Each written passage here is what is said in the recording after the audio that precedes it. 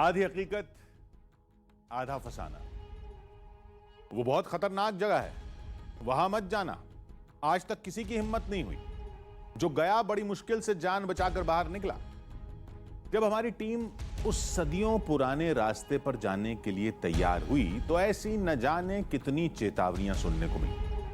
कहते हैं त्रेता काल में रावण उसी रास्ते लंका से मंडोर आया था।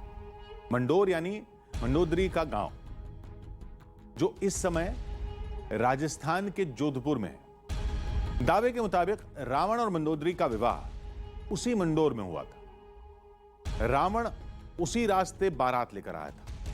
मंडोर के लोग कहते हैं उस सुरंग में एक चमक दिखती है जो पाताल लोक के नागमणि की है। ऐसी न जाने कितनी कहानियां सुनने को मिलती हैं और इन्हीं सब बातों का पता लगाने के लिए हमारी टीम अंजाम की परवाह किए बगैर उस गुफा में घुस गई।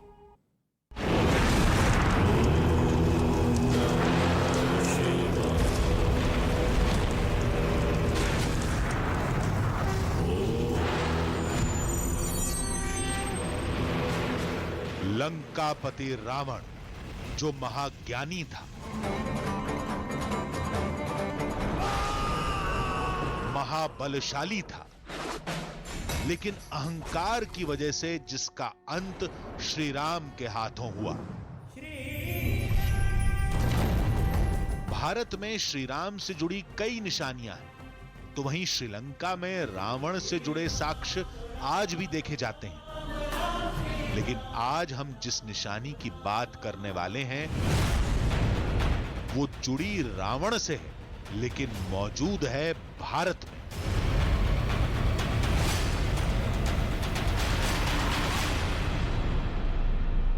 आप हिंदुस्तान के किसी भी कोने में चले जाइए, आपको रामायण से जुड़े साक्ष्य, रामायण से जुड़ी कहानियां जरूर मिल जाएंगी। और इस वक्त मैं मौजूद हूं राजस्थान के मंडोर में, और ये बोर्ड देखकर आपको अंदाजा हो गया होगा कि इस जगह का सीधा ताल्लुक है रावण की रानी मंडोदरी से। मान्यता ये है कि ये रावण की ससुराल थी, एक ऐसी जगह जहां पर रावण शादी करने के लिए गुफा के रास्ते से होता हुआ आया था। वो गुफा आज भी मौजूद है और कहा यह भी जाता है कि उस गुफा में मौजूद है रावण की एक मणि जो इतनी ज्यादा चमकती है कि कई किलोमीटर दूर तक उसकी रोशनी दिखाई देती है। क्या है इस गुफा की हकीकत और क्या वाकई इस गुफा में वो मणि मौजूद है, यही देखने के लिए हम मंडोर में हैं। देश में मंदोदरी के गांव का दावा कई जगहों पर होता है, जिसमें सबसे पहला नाम आता है मध्य प्रदेश के मंदसौर का।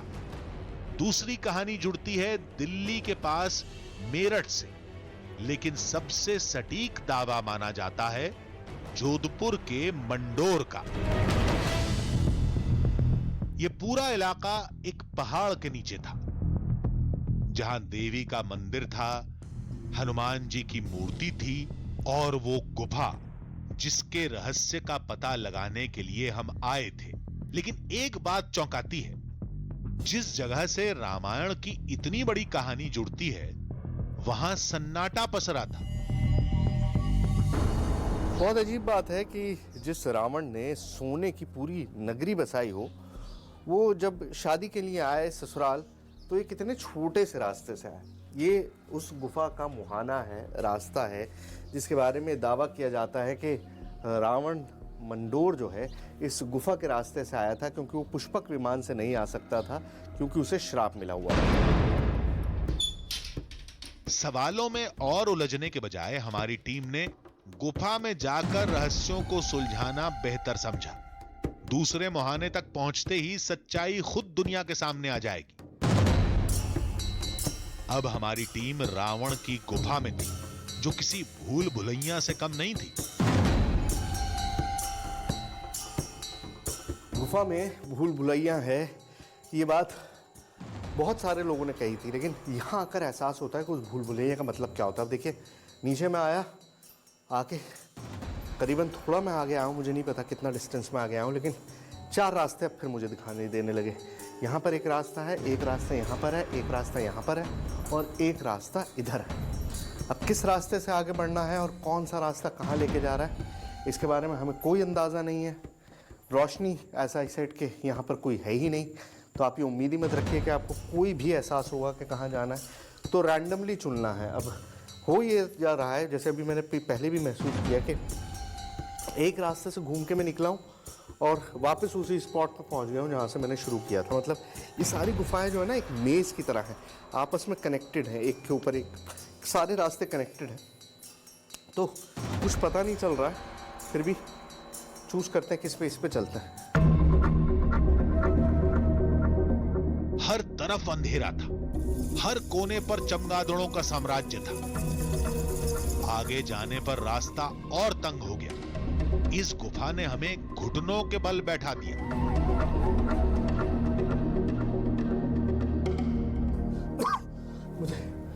मुझे पता नहीं कि आगे और कितना जा पाऊंगा, क्योंकि सांस लेने में बहुत ज्यादा दिक्कत हो रही है, लेकिन कोशिश करते हैं।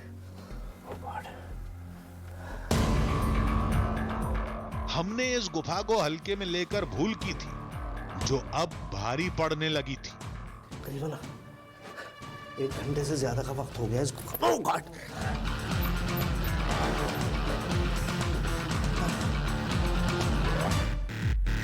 अब इन हालात में आगे बढ़ना सही नहीं होगा। कुछ सोचकर फिलहाल हमारी टीम ने कदम वापस लेने में ही भलाई समझी।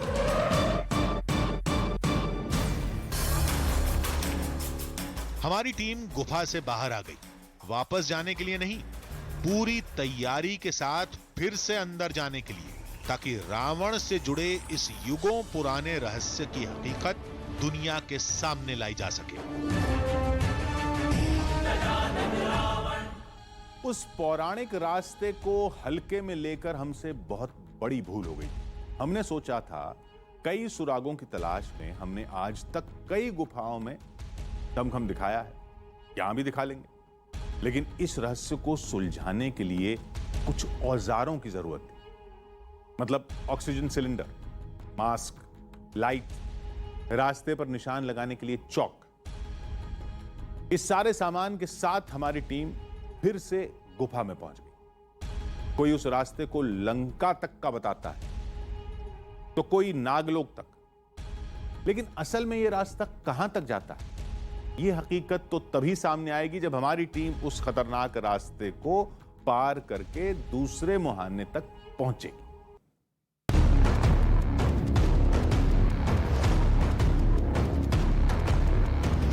पौराणिक कथाओं के रहस्यों से भी ज्यादा गहरी थी ये गुफा, जिसे लोग रावण की गुफा का नाम देते हैं। अंदर जाने के लिए जो औजार चाहिए थे वो हमारी टीम के पास आ चुके थे। जो तैयारी मेरे बस में थी, जितना मेरे अंदर कैपेबिलिटी थी, जितना मैं इकोनॉमिकली अफोर्ड कर सकता था, वो सब मैंने कर ली है। लाइट मेरे पास है, पहले से भी मौजूद थी, अब ये पर्सनल लाइट भी है। सबसे इंपॉर्टेंट चीज़ थी जो बार बार सांस घुट रहा था। अंदर जब आप गहराई में जाते हैं और ज़्यादा अंदर जाते हैं, 2-1 किलोमीटर अंदर जाने के बाद सांस लेना बड़ा मुश्किल हो जाता है। तो सांस के लिए अब ये दोनों चीज़ें मौजूद हैं, ऑक्सीजन सिलेंडर भी है और गैस मास्क भी है, तो ये ठीक रहेगा, कोशिश करेंगे। और इसके अलावा जो एक इम्पॉर्टेंट प्रॉब्लम फेस कर रहा था वो ये थी कि भाई रास्ते का नहीं पता चल पा रहा था। आप एक रास्ते से जाते हैं, भूल भुलैया की तरह, दूसरा रास्ता निकल आता है। तो ये चौक लेकर आया हूँ, कोशिश करूँगा कि मैं मार्क करता चलूँ अपना रास्ता, ताकि मुझे पता रहे कि भाई यहाँ से रास्ता है, इससे आगे जाना है, इससे आगे नहीं जाना। तो इंतज़ाम सारा है, अब बस दुआ कीजिए कि प्रॉपर्ली अंदर जाकर देख सकें आखिर वो मणि कहाँ है, आखिर रास्ते कहाँ से निकलते हैं, सारी चीज़ें अंदर जाके अभी पता लग जाएंगी। आइए। अब हमारी टीम हर खतरे के लिए तैयार थी। अंदर हमने अपनी यात्रा वहीं से शुरू की जहां खत्म की थी।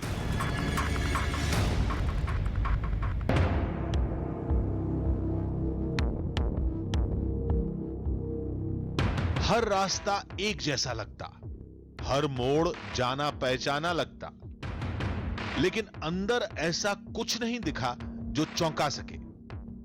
जो मणि की बात हो रही है, रोशनी की, रोशनी यहाँ पे मुझे अभी तक कोई रोशनी नहीं दिखाई दी है। जो भी रोशनी है, मतलब यहाँ इतना घुप अंधेरा है कि अगर 1 सेकंड के लिए भी एक कैमरे की लाइट या मेरी ये माउंट लाइट ये बंद हो जाए तो कुछ भी नहीं दिखेगा, कुछ भी। हाथ को हाथ नहीं सुहाता वाली जो कहावत है कि आपको अपना हाथ नहीं दिखाई देगा, इतना ज़्यादा घुप अंधेरा है। तो मणि जो है, जो मणि है, चमक वाली मणि, वो यहाँ पे अभी तक मुझे तो नहीं मिली। मंजिल का तो पता नहीं, लेकिन रास्ता खतरनाक मोड़ ले चुका था। रावण की यह गुफा अब हमारी समझ से बाहर होती जा रही थी।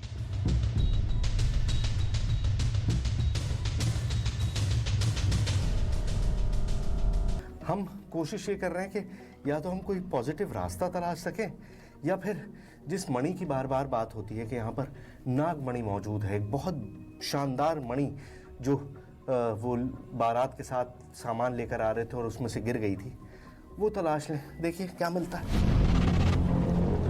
लेकिन कैसे? मुश्किलें तो बढ़ती जा रही थी।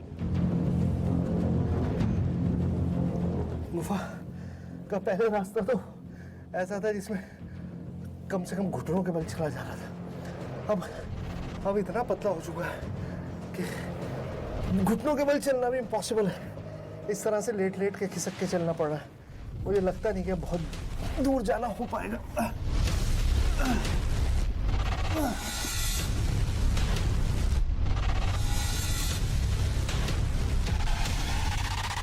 रावण की इस गुफा में मैं अब एक बिल्कुल डेड पॉइंट पे पहुंच चुका हूँ। यहाँ से आगे रास्ता सिर्फ इतना है कि इसमें से मुझे लगता नहीं कि मेरा जिस्म निकल पाएगा, बट आगे जाने का कोई रास्ता है नहीं। कोशिश करता हूँ।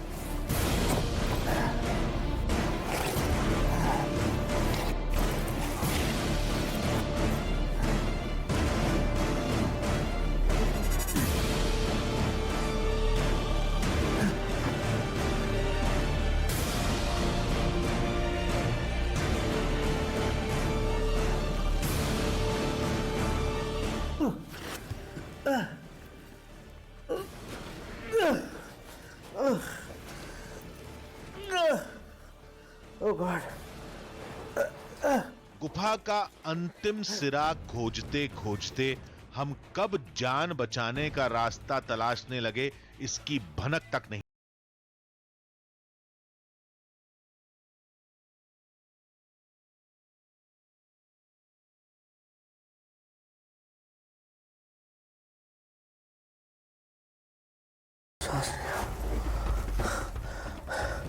ऐसा लग रहा किसी ने लंग्स को कंप्रेस कर दिया।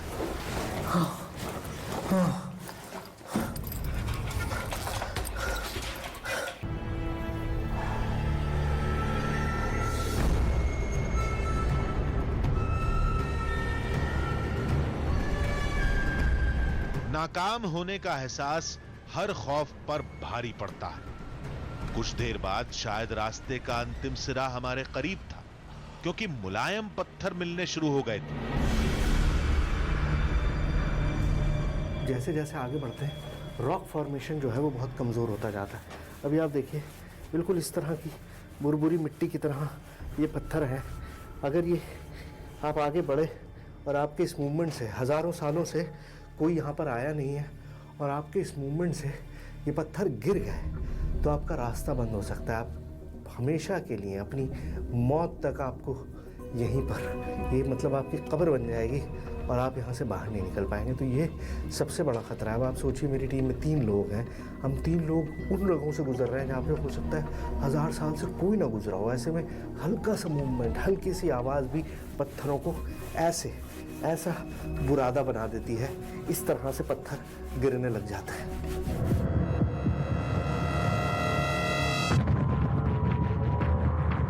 कभी चलते, कभी आराम करते, एक एक सांस के लिए तरसते, हम शायद मंजिल के काफी करीब थे। तभी एक हादसे ने हमारे रोंगटे खड़े कर दिए। गिर गया, जल्दी आओ, जल्दी। सुनील, ए सुनील, सुनील, सुनील, सुनील, सांस पानी मार, पानी। सुनील, पानी मार, पानी। सुनील, क्या हुआ भाई तुमको? सुनील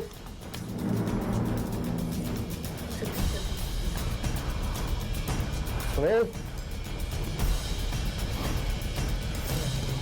सुनील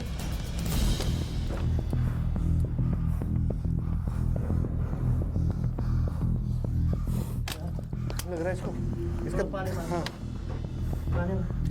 सुनील सुनील क्या हुआ क्या हुआ क्या हुआ क्या हुआ सांस अभी ठीक है अभी ठीक है ये और खोलूं